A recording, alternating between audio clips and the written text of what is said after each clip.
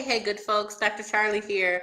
This is my fourth video of the day, and that is a lot of videos, but something else came to my mind that I did want to share with you about astrology super basics. So this is now a 6-part series.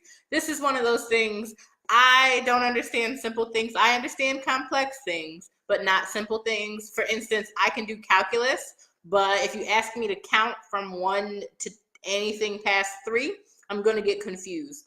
And so I think this is a not being able to count thing and not a calculus thing. The other two, in a previous video, I talked about astrology super basics. I talked about your sun, moon, and rising sign. And I also talked about if you skip in one direction, that tends to be skip a sign in one direction. That tends to be people that you have compatibility with.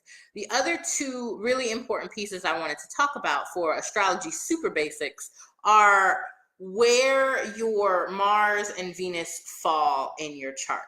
You can get somebody to do a birth chart for you, or a natal chart, it's called. And those two responses, I think, have a great impact. When you get one of these charts done, it tells you what is where. Again, these are relativistic locations in the sky. So it tells you what falls in, where Venus falls, where Mars falls, and that is often in perhaps a different that's in a sign too. So where your Mars falls is your anger response, and that will show up where whatever sign that's in. You may express anger in the way of that sign. So that's a useful piece to think about when you're looking at these astrology videos. Also, Venus is going to be love in this case. So how do you express love? What sign is that in? What sign is your Venus in?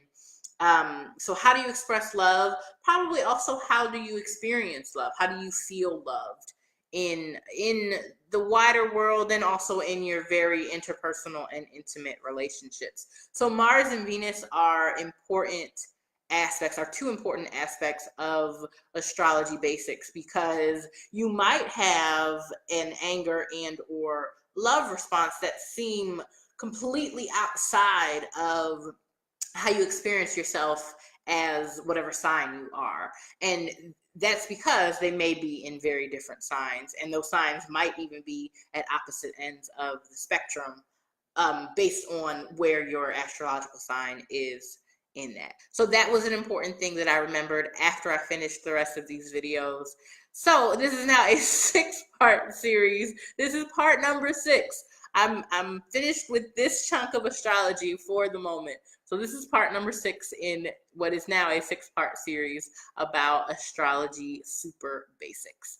All right, y'all, take great care. You can find more about me at drcharli.com. That's Charlie with just an I and brown like the color. And I look forward to connecting with you again soon. Take great care, folks. Bye now.